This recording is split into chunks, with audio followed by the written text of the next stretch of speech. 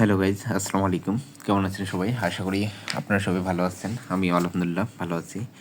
আমরা আজকে দেখব আপনার হাতে থাকা স্মার্টফোনটি দিয়ে কীভাবে আপনি আপনার ক্লাসের বইগুলো ডাউনলোড করতে পারবেন। যেহেতু এখনও সবগুলো বই ছাপানো হয়নি, এই জন্য আপনাদের স্কুলে বই দেওয়া হয় নাই। সেজন্য প্রথমেই আপনার গুগল ব্রাউজারে যেতে হবে। গুগল ব্রাউজারে যাওয়ার পরে এখানে সার্চ করতে হবে NCTB লিখে। সার্চ করার পরে জাতীয় শিক্ষাক্রম ও পাঠ্যপুস্তক বোর্ড এই ওয়েবসাইটটি চলে আসবে। এখানে প্রবেশ করতে হবে। প্রবেশ করার পরে এরকম একটা ইন্টারফেস দেখতে পারবেন। তারপরে থ্রি ডটে ক্লিক করবেন। থ্রি ডটে ক্লিক করার পরে অনেকগুলো অপশান শো করবে, তার মধ্যে থেকে পাঠ্যপুস্তক এই অপশানে ক্লিক করবেন। ক্লিক করার পরে এখানে দেখাচ্ছে সকল সালের বইগুলো শো করতেছে। যেহেতু আমরা 25 সালেরটা ডাউনলোড করব, এই জন্য 2025 শিক্ষাবর্ষের সকল স্তরের পাঠ্যপুস্তকে ক্লিক করলাম।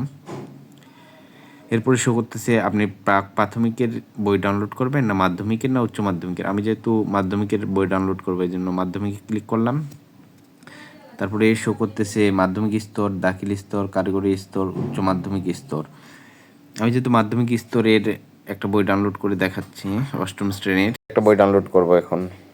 এই জন্য অষ্টম শ্রেণীর উপর ক্লিক করছি। এখন আমরা এখান থেকে গণিত বইটা ডাউনলোড করব। এখানে আপনারা আপনাদের জিমেলটা সিলেক্ট করে নেবেন। এখানে ওপেন হইতে কিছু সময় লাগতেছে, আপনারা আমাদের সাথে থাকবেন। এখান থেকে থ্রি ডটে ক্লিক করবেন। থ্রি ডটে ক্লিক করার পর ডাউনলোড নামে অপশনটা আছে, এখানে ক্লিক করলে ডাউনলোড হওয়া শুরু হয়ে যাবে। এই যে দেখতে পাচ্ছেন আমার বইটা ডাউনলোড হচ্ছে। ডাউনলোড কমপ্লিট হয়ে গেছে। তো এখন আমরা দেখব যে ডাউনলোড হয়েছে কিনা আসলে।